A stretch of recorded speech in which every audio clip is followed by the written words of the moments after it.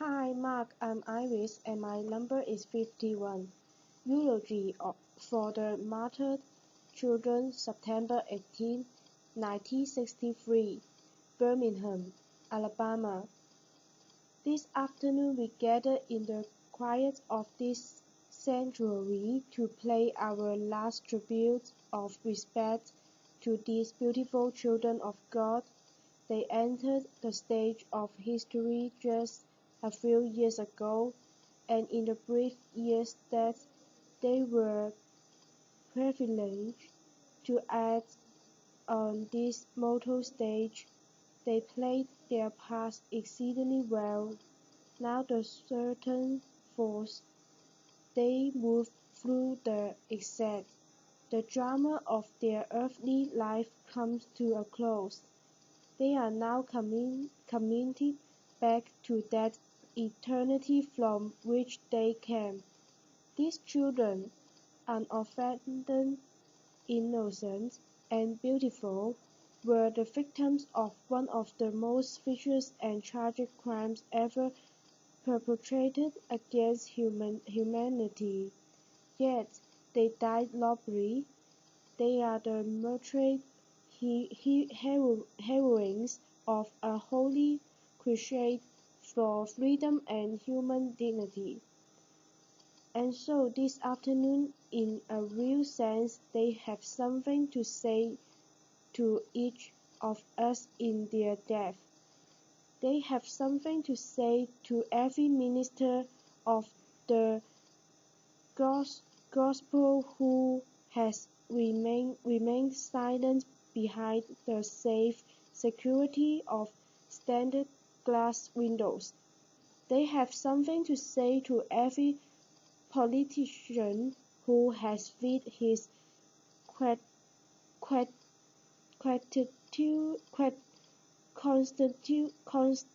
constituents with the stale bread of hatred and the spoiled meat of racism.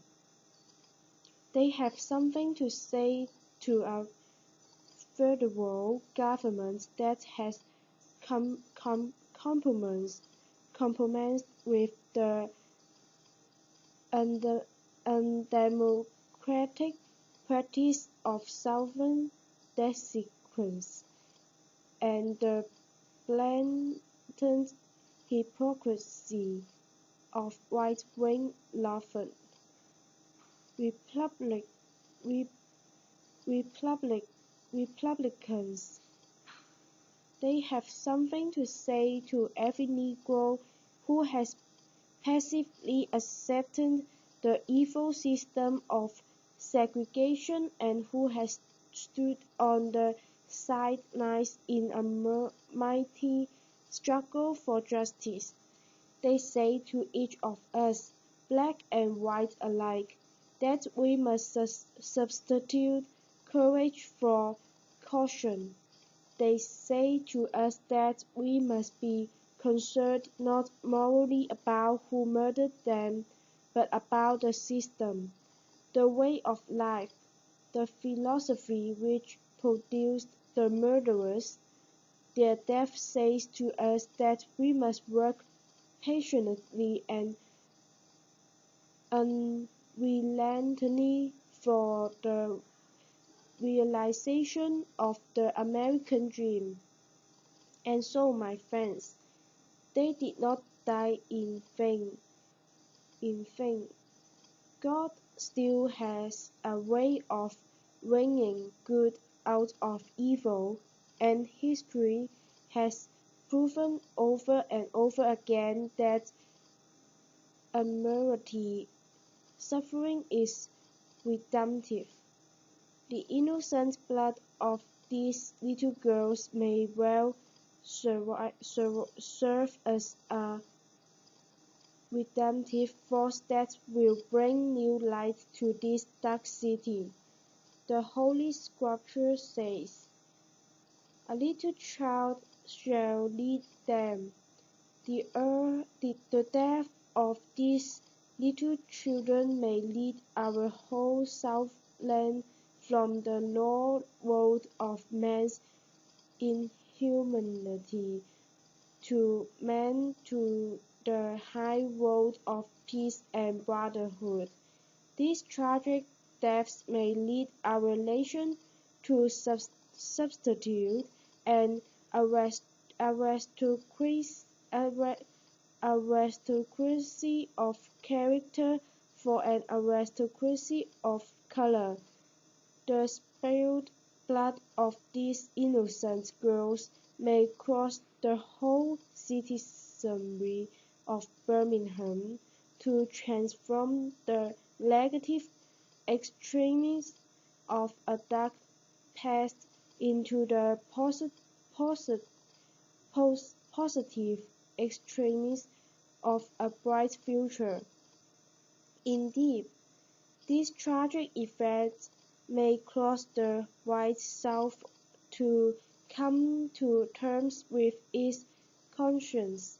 And so I stand here to say this afternoon to all assembled here that in spite of the darkness of this hour, we must not despair.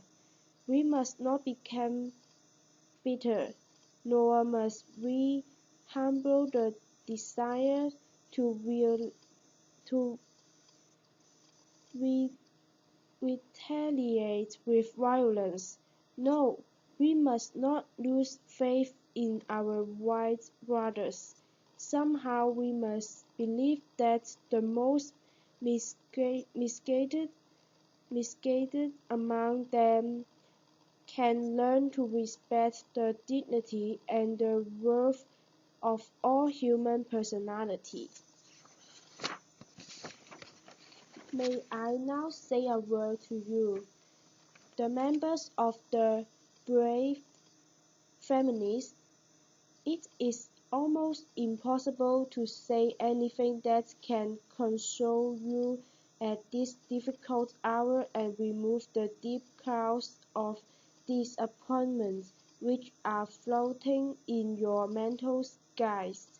But I hope you can find a little consolation from the universality of this experience. Death comes to every individual. There is an amazing democracy about death. It is not a aristocracy for some of the people, but a democracy for all of the people. Kings die and beggars die. Rich men and poor men die. Old men die and young men die. Death comes to the innocent and it comes to the guilty. Death is the irreducible common denominator of all men. I hope you can find some consolation from Christianity's affirmation that death is not the end. Death is not a period that ends the great sentence of life, but a comma that punctuates it to more lovely significance. Death is not a blind alley that leads the human race into a state of nothingness, but an open door which leads man into life eternal. Let this darling faith, this great invincible surmise, be your sustaining power during these trying days. Now I say to you in conclusion, life is hard, at times as hard as crucible steel. It has its bleak and difficult moments, like the ever-flowing waters of the river.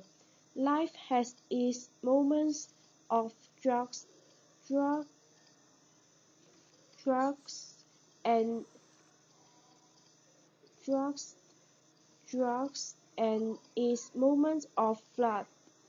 Like the ever-changing cycle of the seasons, Life has the soothing warmth of its summer and the piercing chill of its winters, and if one will hold on, he will discover that God was with him, and that God is able to lift you from the fatigue of despair to the buoyancy of hope, and transform dark and desolate valleys into sunny paths of inner peace. And so today, you do not walk alone. You gave to this world wonderful children. They didn't live long lives, but they lived meaningful lives. Their lives were distressingly small in quantity, but growingly large in quality, and no greater tribute can be paid to you as parents, and no greater epitaph can come to them as children than where they died and what they were doing when they died. They did not die in the dives and dens of Birmingham, nor did they die discussing and listening to Fairview jokes. They died between the sacred walls of the conch of God, and they were discussing the eternal meaning of love. This stands out as a beautiful thing for all generations. Shakespeare had Hero, Howie, Howie to say some beautiful words as he stood over the dead body of Hamlet. And today, as I stand over the remains of these beautiful, darling girls, I paraphrase the words of Shakespeare. Good night, sweet princess. Good night, those who symbolize a new day. And may the flight of angels take thee to their eternal rest. God bless you. Thank you for your listening.